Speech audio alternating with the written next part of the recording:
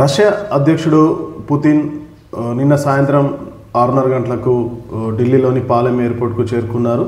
రెండు రోజుల నిమిత్తం భారత పర్యటనకు వచ్చిన పుతిన్కు భారత ప్రధాని నరేంద్ర మోడీ ఘన స్వాగతం పలికారు. భారత్ రష్యా 23వ శిఖరాగ్ర సమావేశంలో వీరు పాల్గొంటారు. అయితే పుతిన్ 2 రోజుల పర్యటన నిమిత్తం కొన్ని వారాల నుంచే ఏర్పాట్లు ముమ్మరంగా జరుగుతున్నాయి. పుతిన్ పర్యటనలో అడుగడుగున కట్టుదిట్టమైన భద్రత ఏర్పాటు చేశారు. ఇక్కడ ఆసక్తికర విషయం ఏంటంటే పుతిన్ భారత్లో ఉన్నంతసేపు పుతిన్ తినే తిండి తాగే నీరు రష్యా నుంచే తీసుకొస్తారు. చివరకు అధ్యక్షుడు తినే ఫుడ్ అతను ఉపయోగించే టాయిలెట్ సైతం రష్యా నుంచే తీసుకొస్తాయి అతని పర్సనల్ సెక్యూరిటీ సర్వీసెస్. మరి విదేశీ పర్యటనలో ఉన్నప్పుడు పుతిన్ ఏ విధంగా ఉంటారు, అతను వాడే విమానాలు ఏంటి, కార్లు ఏంటి, ఫుడ్, ఒకసారి వివరాలు చూద్దాం. రష్యా అధ్యక్షుడు పుతిన్ వాడే విమానం ఎగిరే క్లెమిన్ అంటారు. ఈ విమానం అంటే ఎగిరే అధ్యక్ష భవనం అని దీని రష్యన్ భాషలో ఎగిరే అధ్యక్ష భవనం లాంటిది. దీని విమానం IL-9600 విమానంలో పుతిన్ ప్రయాణిస్తారు. దీన్ని ఎగిరే క్లెమిన్ అంటారు. ఈ విమానంలో పలు సమావేశ గదులు, కాన్ఫరెన్స్ రూమ్, పడక గది, బార్, జిమ్, మెడికల్ క్లినిక్ రూమ్లు ఉంటాయి. విమానం లోపల మొత్తం బంగారు పూత పూసి ఉంటుంది. ఒకేసారి 262 మంది ఇందులో ప్రయాణించవచ్చు. పుతిన్ ప్రయాణిస్తున్న సమయంలో యుద్ధ విమానాలు ఎస్కార్ట్గా వెళ్తాయి. ఈ విమానంతో పాటు 1 లేదా 2 విమానాలు బ్యాకప్గా ఉంటాయి. విదేశాల్లో ఏదైనా సాంకేతిక సమస్య తలెత్తితే అదనంగా తీసుకొచ్చిన విమానంలో పుతిన్ తిరిగి వెళ్తారు. రష్యా అధ్యక్షుడి విమానాన్ని మరమ్మతులు చేసేందుకు విదేశీ టెక్నీషియన్లు ఎట్టి పరిస్థితుల్లో అనుమతించబోరు రష్యన్ సెక్యూరిటీ సర్వీసెస్. పుతిన్తో పాటు దాదాపు 100 మంది భద్రతా సిబ్బంది, సహాయకులు పర్యటనలో ఉంటారు. వీరంతా పర్యటనకు ముందు రోజు లేదంటే 2 వారాల పాటు క్వారంటైన్లో ఉంటారు. గతంలోని ఒక రష్యన్ భద్రతా ఏజెన్సీలో పనిచేసిన మాజీ ఉద్యోగి ఈ వివరాలు వెల్లడించారు. పుతిన్ విమానం దాన్ని కమాండ్ సెంటర్గా కూడా ఉపయోగించుకోవచ్చు అని తెలుస్తుంది. పుతిన్ యొక్క విమానం పేరు ఇల్యూషన్ IL-96-300 పేర్కొంటారు. అంటే రష్యాలోని దీని అర్థం కమాండ్ పోస్ట్గా రష్యన్ లాంగ్వేజ్లో ఉందని తెలుస్తుంది. ఈ విమానంలో న్యూక్లియర్ కమాండ్ బటన్ కూడా ఉంటుంది. అంటే గాల్లో పుతిన్ ప్రయాణించినప్పుడు రష్యాలో అనుకోని సంఘటనలు, యుద్ధ వాతావరణం ఏర్పడినప్పుడు ఎమర్జెన్సీగా న్యూక్లియర్ కమాండ్ బటన్ కూడా వాడుకోవడానికి ఉంటుంది. ఈ విమానం 43,000 అడుగుల ఎత్తులోను ప్రయాణించగలదు. ఏకధాటిగా 13,000 కిలోమీటర్లు ప్రయాణించగలదని చెప్తున్నారు. దీన్ని గాల్లోనే రీఫ్యూల్ చేసుకునే అవకాశం కూడా ఉందనేసి రష్యన్ సీక్రెట్ సర్వీస్ చెప్తున్నారు.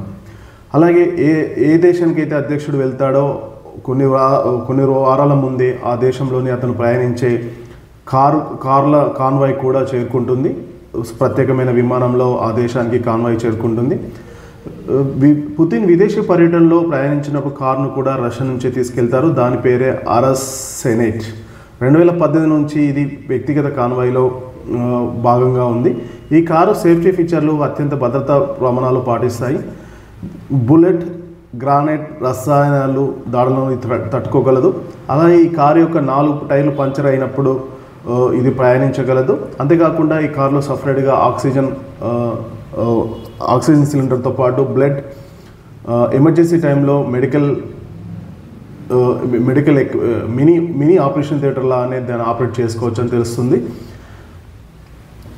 దీనిలో ఎమర్జెన్సీ ఆక్సిజన్ సరఫరా వ్యవస్థలో అందుబాటులో ఉంది. గంటకు 249 కిలోమీటర్ల వేగంతో ఇది ప్రయాణించగలదు. దీనిలో మినీ ఫ్రిడ్జ్, ఎమర్జెన్సీ ఎగ్జిట్స్ కూడా ఉంటాయి. చైనాలోని SCO సదస్సు సమయంలో ప్రధాని మోడీ పుతిన్తో కలిసి ఈ కారులోనే ప్రయాణించారు. గతంలో ఇదే తరహా కారును ఉత్తర కొరియా అధ్యక్షుడు కిమ్ జోంగ్ రష్యా బహుమతిగా కూడా ఇచ్చారు. అలాగే రష్యా అధ్యక్షుడు పుతిన్ విదేశాల్లో పర్యటిస్తున్నప్పుడు అతను వ్యక్తిగతంగా సహాయ సిబ్బంది, అతను తినే ఆహార పదార్థాలు, తీసుకునే డ్రింక్స్ కూడా రష్యా నుంచే తీసుకొస్తారు. ఇవన్నీ వండేందుకు కూడా ప్రత్యేకమైన చెఫ్స్ ఉంటారు. మరియు హోటల్ సిబ్బంది కూడా మాస్కో నుంచే వస్తారు. అలాగే రష్యా అధ్యక్షుడు బస చేసిన హోటల్లో ఆయన సెక్యూరిటీ బృందం ప్రత్యేకంగా క్రెమ్లిన్ చెఫ్ కోసం లిఫ్ట్ను ఏర్పాటు చేస్తారు. ఆహారం వండిన తర్వాత దాన్ని చెక్ చేసేందుకు ఓ మొబైల్ ల్యాబ్ను కూడా ఏర్పాటు చేస్తారు. అలాగే పుతిన్ విదేశ పర్యటనలో ఉన్నప్పుడు, స్వదేశంలో కానివ్వండి విదేశ పర్యటనలో ఉన్నప్పుడు కూడా పుతిన్ చుట్టూ ఎల్లప్పుడూ 4 అంచెలతో భద్రతా వ్యవస్థ ఉంటుంది. బహిరంగ కార్యక్రమాల్లో పాల్గొన్నప్పుడు ఆయన ఎప్పుడు బుల్లెట్ ప్రూఫ్ జాకెట్ ధరిస్తారని గతంలో రష్యన్ మాస్కో టైమ్స్ ప్రకటించింది. పుతిన్ దగ్గర ఉండే గార్డ్ల చేతుల్లో బ్రీఫ్ కేసు ఉంటుంది. ఇది అనుకోని సంఘటన జరిగినప్పుడు ఇది ఓపెన్ చేస్తే షీల్డ్ ఓపెన్ అవుతుంది. ఇదే లైక్ బుల్లెట్ ప్రూఫ్ షీల్డ్ అన్నట్టు, షీల్డ్ లాగా ఉపయోగపడుతుంది. అలాగే గార్డ్స్ దగ్గర ఉండే చేతిలో గాను నిమిషానికి 40 రౌండ్స్ గాల్లో కాల్పులు జరపడానికి అంత అత్యాధునిక వెపన్స్ కూడా వాడతారు. రష్యా మరొక విషయం ఏంటంటే, రష్యా అధ్యక్ష యొక్క బాడీ గార్డ్స్ కూడా వాళ్ళ రిటైర్మెంట్ వయసు 35 సంవత్సరాలకే బాడీ గార్డ్స్ రిటైర్ అవుతారని, వారి యొక్క సేవలను ఇతర విధంగా ఉపయోగించుకుంటారనేసి రష్యన్ సీక్రెట్ సర్వీసెస్ చెప్తున్నారు. ఏదేమైనా రష్యా అధ్యక్షుడు ఉపయోగించే వాష్రూమ్స్ కూడా అతను రష్యా నుంచి తీసుకురావడం, అతని మలాలు కూడా ఇక్కడ ఈవెన్ విదేశీ పర్యటనలో చేస్తున్నప్పుడు ఆ దేశం యొక్క టాయిలెట్లను ఉపయోగించకుండా అతను సపరేట్గా దాని పోర్టబుల్ తీసుకురావడం, ఆ మలాలను కూడా ఈవెన్ రష్యాకి తీసుకెళ్లడం, అక్కడే దాన్ని డిస్ట్రాయ్ చేయడం అనేసి అక్కడ రష్యన్ సీక్రెట్ సర్వీస్ చేస్తుంటాయి. ఎందుకంటే ఇది విదేశీయులకు అతని యొక్క ఆరోగ్య రహస్యాలను, అతను ఆరోగ్యం క్యాపబిలిటీకి, ఆరోగ్యం పైన